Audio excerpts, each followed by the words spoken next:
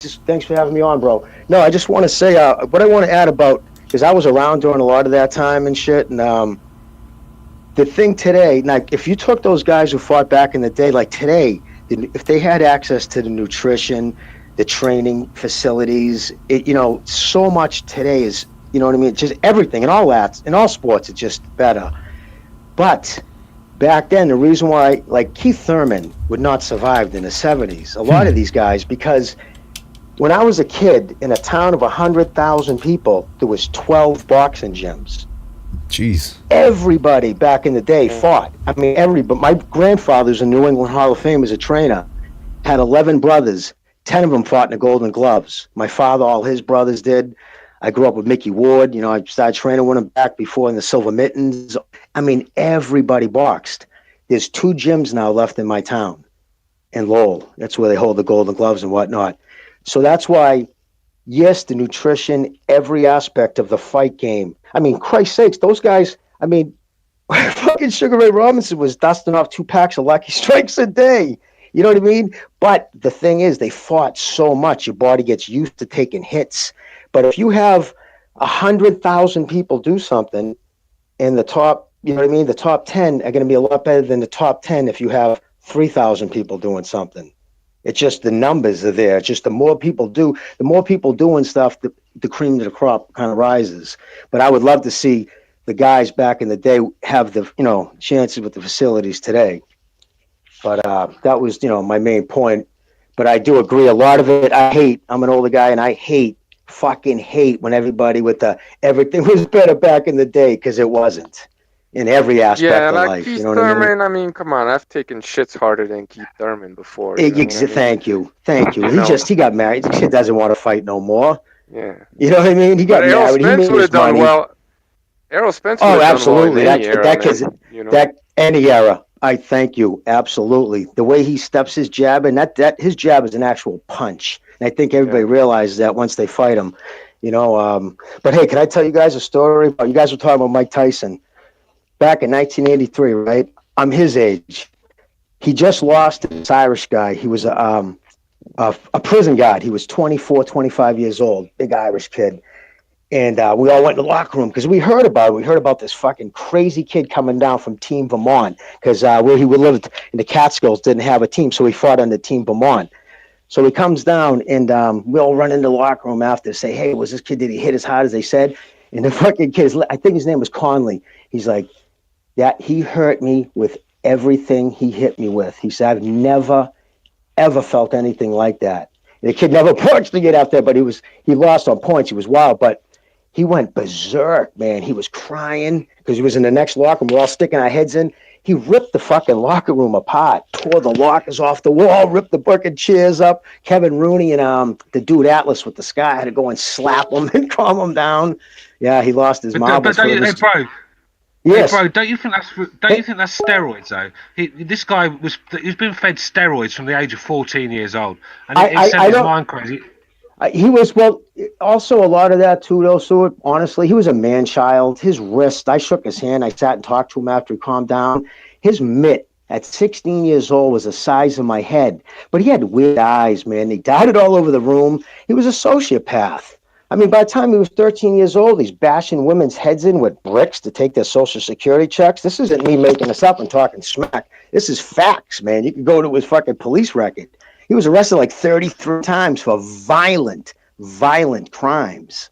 So this kid he had that pent up, and then he was put up, Cuss did what he did. He took him out, put him away from everything. I'd be hard pressed to think if Cuss knew about the steroids, because he was so whacked out. I don't know if he needed. I'm not saying that Kevin Rooney or somebody else wasn't pumping him full of shit. Mm-hmm. Who knows? I don't really like Kevin too much, to be honest with you. He kind of ran his mouth a lot every time we saw him. But and also real quick, Marvin Hagler, like Busho, I was saying you in the chat. We used to go down and watch him train because he had a half brother, Robbie Sims. I don't know if you guys ever heard of him. He was a middleweight. Yeah, he beat Duran, right? But what's that? He beat Duran, right? Robbie Sims? Yeah. I don't even know. I don't think he ever got to that level.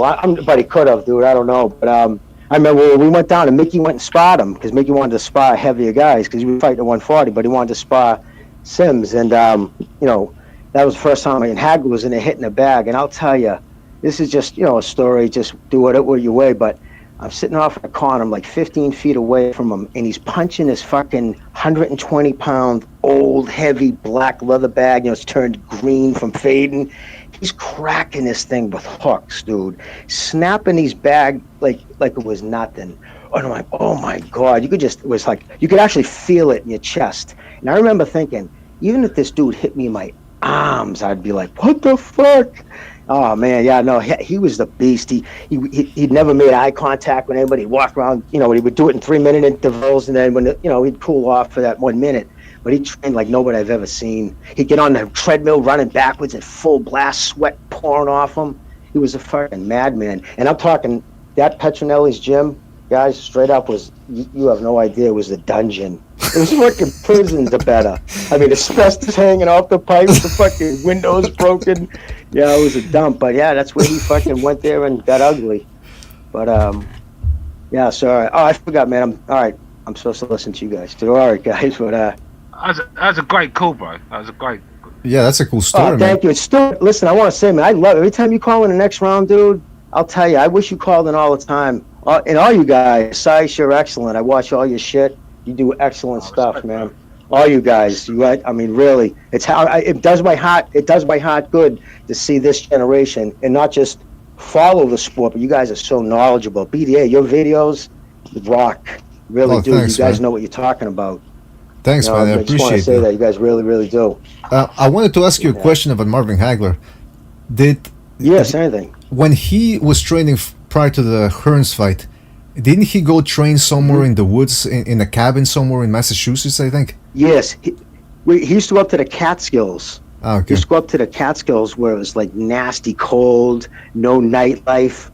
Hagler would that was a problem. Hagler, as you guys know, right? The same thing where we elevate people's status, like Muhammad Ali. And I'll tell you, Muhammad Ali was not a well-liked dude. I was alive then. I was a little kid. I remember people talking about him. Because you got to remember, he was not only did he not go to the war, right? But he was in with fucking Louis Farrakhan, who had Malcolm X murdered. I mean, this was well known. These were people who talked regularly about armed overthrowing the United States government. And there he is, arm in arm with these people. So he was, I'll tell you, he was not well liked. You know what I mean? And so history has its, and then he made up for it with lighting a torch and he did some other things. But Hagler was different. Hagler was just liked because the media didn't like him, because he wouldn't talk to the media. Because like he knows, he says, listen, I'm gonna say what I say, and you're gonna say what you want me to say. And so he'd get aggravated. And back in the 70s, he wouldn't do what the mob said. And the Petrocellis, there was a stone throw away from the Patriarchas who ran for the Gambinos, who ran the mob. Whoa. And the Petrocellis knew them well. But it was well known Hagler wouldn't do what they asked. And I'm not saying they take a dive, but he just wouldn't play ball. So it took him forever to finally get his title shot. And so when he did, he was pissed off. And then he got fucking robbed in that first one against Vito, which was my first 14 years old. My grandfather took me in 1981. Boston Garden. He fought Vito Interfermo, Vito the Mosquito. One side of the fucking arena was Italians. The other side were fucking Irish and Shaw. Was crazy. But yeah, New Yorkers in Boston. It was a great fight. But yeah, he just wasn't liked. Now everybody remembers him fondly. But believe me, when Hagler fought, and I was there because, I don't know if you guys probably don't know this because it wasn't even shown, but Mickey Ward, my boy, fought on the Hagler-Leonard undercard. So I was there. I wasn't really watching the fight. It was my first time in Vegas. I was fucking 20 run, dumb and stupid, running around and shit. But so I was there and I saw that robbery though. And he got that robbery because Leonard was the golden boy, won the Olympics, had the fucking, every time you turn the TV on, Hertz, Pepsi. I mean, he was over everything. And Hagler was the angry guy. So everybody knew we had to stop him. And even still, I still think myself, and of course I'm biased, Hagler's a god to me, but I still think he won the fight. I don't know what you guys think, but... Well, let me ask you this, because Hagler was always very confident, and based on the way you describe his training, he had to be. But after the bell rang, I should say, and he started doing a little jig dance. a little jig. You never saw Hagler doing that after a fight. Why was he dancing prior to the decision being announced? It's almost like he was trying to convince the crowd, like, yeah, I won the fight. Exactly. And I'll tell you, being an older guy, and I'll tell you guys, majority of most people's hubris comes from insecurity. Hagler had a tough life. He had a tough life growing up. Shit was never given to him. Yeah, just raised in a terrible, I'll tell you though, I want to talk about a stand-up guy. I'll tell you a quick story about Marvin Hagler. Back in the day, right when he really made it, when that closed circuit TV money started coming in, the Petrocellis knew there was constantly, Don King wanted him, everybody wanted him, and the Petrocellis was just a mom and pop shop. So they said, listen, we're going to take half what you pay us, bro. You're like family. You've been with us since you've been a teenager. He was so pissed at them. He said, you ever say that again, I'll fucking fire you. You're going to take what everybody else takes.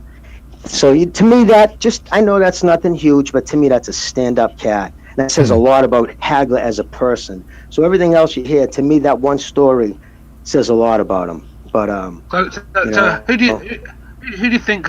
If obviously it's a fantasy matchup for you now, we've had this discussion quite a bit. You know your boxing. Triple G, Hagler, both in their prime. Who wins? Hagler. I'd have to say, and listen, honestly, right now, and I hate doing this because I hate fucking basing shit off what other people have done in the past.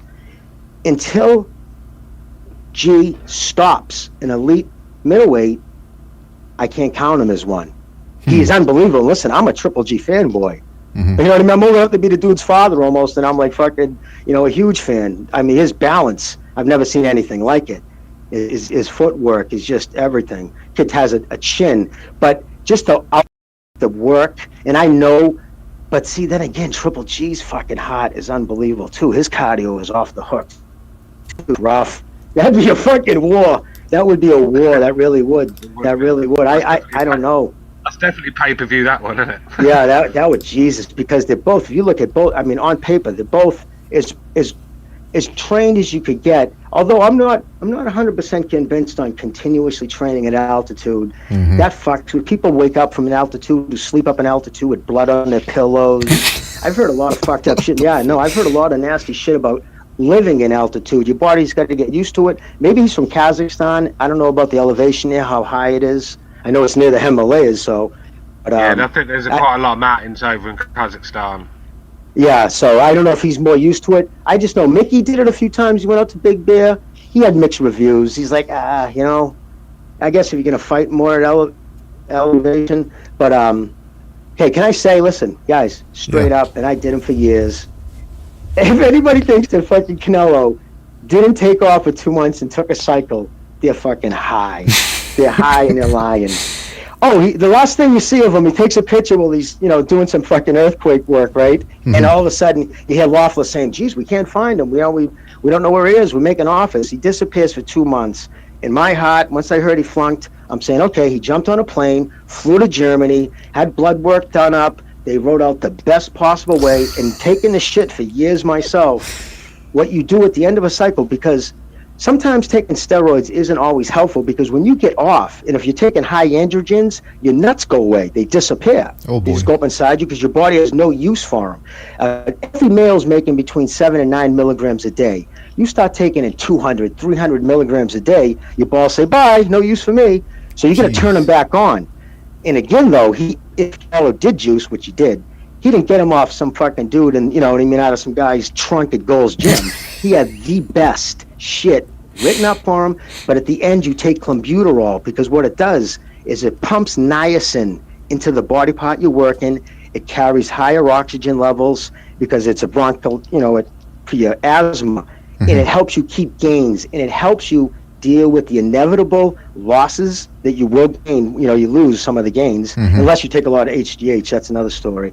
But and then you take clenbuterol right at the end to help you keep your gains. That's time immemorial. That was written in Dan Duchesne's anabolic handbook back in 1991 about clenbuterol. So that's just fact. The fact that he had clenbuterol, and I'll tell you, it's out of your system in 4 days. I don't give a fuck if you're taking enough to stop your heart. It's out of your system. There's a shelf life in your system for 4 days. The fact he had trace amounts 2 days, that means it was in his fatty tissues. That means it was being taken fucking in dose.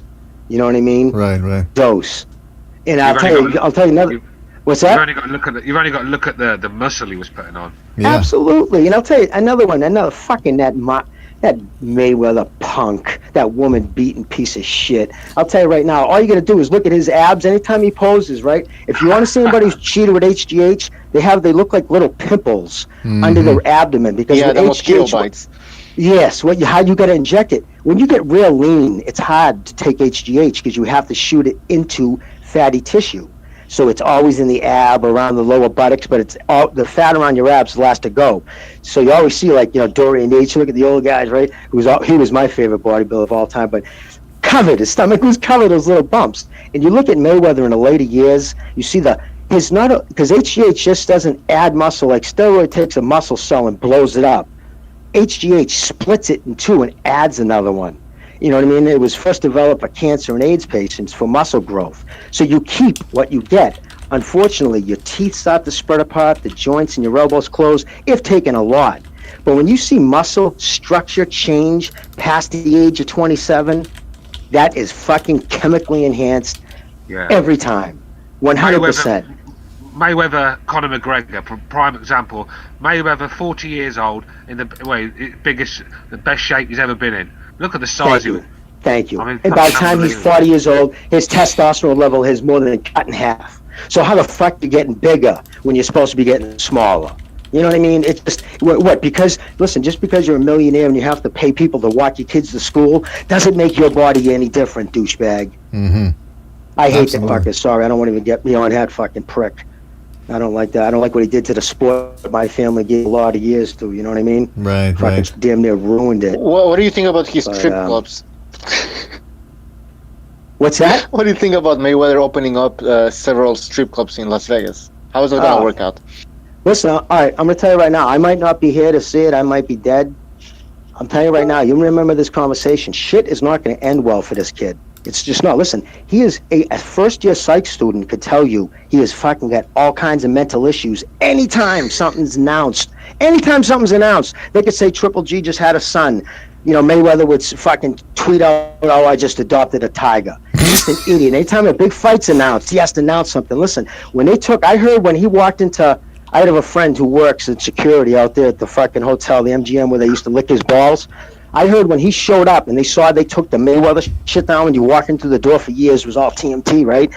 When he walked in, they said he threw such a fucking fit. This was just like a year and a half ago. Like, was smashing shit.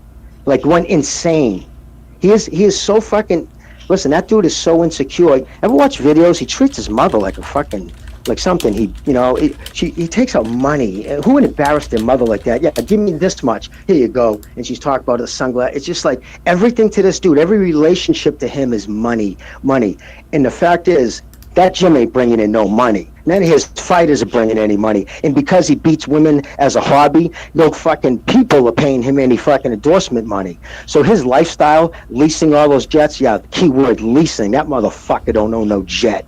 TMT leases them. The tax records are there. Anyways, everything's leased. But as his money goes away, he's going to have to get more and more desperate, do more and more circus-like things. He'll eventually be sad enough, 44, 45, to step in the fucking UFC cage and get beat down. It's just not going to end well. And eventually, though, he'll be tied into some fucking girl they found in the desert. You know what I mean? That he was heard partying with one night. Because he can't help himself. And you know what? If you took me back 30 years and I saw the little kid, my heart would break for him.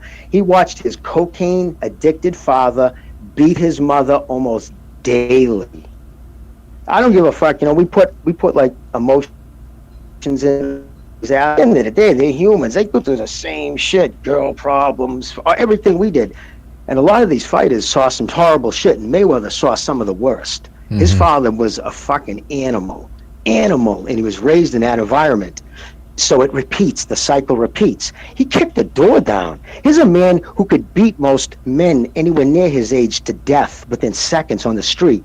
He kicked the door down, whipped his children off his wife, ex-war or whatever, while they're trying to protect him, to punch and kick her in front of his children. But to be fair, we have to ask. To be fair, we have to ask. What did she? To be fair, we have to ask. What did she do to deserve it? Hey, listen. I could shake a chick with the best of them. You know what I mean? But come on, when you're fucking punching and kicking chicks, you know what I mean? But he kicked the dirt, and then to lie about it. It's just, listen. Nothing this dude ever does is good. You ever see him like you see? All right, Jacobs, for instance. I know I met the kid, great kid, sweetheart of a kid. You see pictures of him, he's at hospitals taking pictures with cancer kids. You know what I mean? I understand that's played out, but he's a genuinely good guy. That piece of shit, because nothing's going to change him now, is what it is. He is a piece of shit, and it's just not going to end good, because it just doesn't. Karma will get you every fucking time. And that money everybody thinks is what he lives on, karma. I'll tell you right now, I guarantee you, his account every month calls him, Floyd, calm down. Floyd, enough with the watches, kid. I was just going to say that, bro. You have no money coming in. Enough. This guy's got serious spending problems. People don't realise the money this guy spends. That money, I mean, I know it sounds a lot of money, what he's made, and most of us with a brain, it'd keep us going for generations after generations. But this is a generational wealth. Yeah, this guy, exactly. It wouldn't surprise me if he's one of these fighters we see 30 years from now in the gutter with not a penny to his name. Thank you. Absolutely. The guy probably has... But the guy has a lot of money, though, right? Like, I think he has $1 million in the bank, I think. All right. All right, but listen, you got to understand, right? You got to pay income tax every year, it's capital gains. You got to constantly pay. He has his entourage. Like, that fucking jackass doesn't go to the Jack in Box. Listen, when he goes to his gym, you know what he does? Do you want to talk about insecure? It's a grown-ass man doing this, because he owns Bugattis. They're $1 million cars. When he shows up somewhere, he drives his car and hires somebody to drive the other two so he can park all three of his cars, like a 19-year-old fucking kid who grabbed his dad's Benz. Are you kidding me? Like, are you serious? Do you realize how fucking something wrong with that dude to do shit like that? Yeah, man, and having bodyguards. He gives it all this facade, but he doesn't even trust these people. There's a reason he lives at the top of the MGM Grand. It's because it's the only place he knows he's safe. I mean, this guy... Listen, Mike Tyson... I'm sorry, excellent, yes. Go on. No, I was saying Mike Tyson, when he said it directly, he said, listen, how can you count yourself the fucking face of boxing, a world champion, when you got to pay people to fucking walk with you? You got to pay bodyguards to take your children to school. Well, think about it. He's become such a polarizing asshole. He's treated so many people like shit in Vegas. He's banned. This is true. He's on the fucking watch list at the Las Vegas Police Department. The reason why he opened up those strip clubs, or is one that I know he owns now, this is no bullshit. Every strip club in Vegas, he's kicked out of. And Evan Korn, he's on Twitter. He's a great guy. He just got a job at he lives in Vegas, and he'll tell you, every club has kicked him out because he was so brutal. He wouldn't stop putting his hands on the women. The minute you pass a woman cash and touch them in Vegas, it's prostitution. You get arrested. The girls know it, so they flip out. So he's made so many scenes there with all the strippers that he's on the ban list. I mean, you're supposed to be a fucking, you know what I mean? This has been the face of boxing for the past decade. I want to taking the least amount of resistance. I want to get back to the gym thing, because it's a hassle trying to maintain a gym. It can be a money losing operation pretty quickly. Mm-hmm. So he's got a whole bunch of. Every time I see videos of the gym, it's full. Are these people paying membership, or how does that work? Because it's TMT, I'm sure you're paying $60, $70 a month if you're a stiff. If you actually have some hands and you might have some potential, he'd probably let you fight there for free. Mm-hmm. But his father and his uncle, I guess, run it. I mean, you can do monthlies. They sell some merchandise out of the front. But his entourage, could you imagine what he pays those I mean, they're probably $90 to $100 an hour, each fucking bodyguard, 4 or 5 every day. I mean, he just bleeds money, and he has nothing coming in. There's a reason he didn't pay that $30 million in taxes. He probably hasn't paid them from this time. You know what I mean? The fact he had to take that fight. I heard about the money troubles before that fucking Mayweather fight. I mean, that thing was announced. Uh-huh. It was already being rumbles. People were talking about he was having money troubles. It's just going to happen again. So, you know what I mean? Bro. Good for him. It's the gambling. He is addicted to gambling. He's addicted to gambling. And that's where most of his money's going. Because, like I said, he could buy 200 Bugattis and still have plenty of money left over. But the fact is, the money he's put when you're doing 50, 60 grand on a bet or on a game, it soon adds up. And that's where a lot of his money's going. Like Michael Jordan betting $1 million on a hole golf. I mean, that's story. He played golf. That's crazy. Hey, isn't there a theory that Michael Jordan had to play baseball because he was a gambler too, right? I think that's what I heard. Well, I think when he was playing ball, he still had, when he tried that, it was more that Bo Jackson was able to do, like, football and baseball. And Sanders, was it Sanders? The cornerback for the 49ers. He played baseball and football. Those are the other two. What's that? Deion Sanders? No, I was thinking of the Dolphins, sorry. Oh, okay. Yeah, it was Deion Sanders, right? He played baseball, and I think that's what it was. Jordan wanted to put himself in that kind of echelon of athlete. He was so good he could do both. He just couldn't hit a fucking curveball. That's always what separates the pros from the, anybody can hit a 99-mile-an-hour fastball. You throw a splitter at the knees, you watch, amateurs spin into the ground. But, yeah, no, and it's just, I'm really pumped, man. I sit and listen to you guys talk all the time, and I'll tell you, it does my heart well. You guys are carrying all this on, all you guys, every one of you guys talking. Hey, you all really, I have respect for all your opinions because you guys know what you're talking about. Yeah, I'm telling you, man, your fucking videos, they look forward to them now. I'm like, damn, I wish they used to have always had shit like this.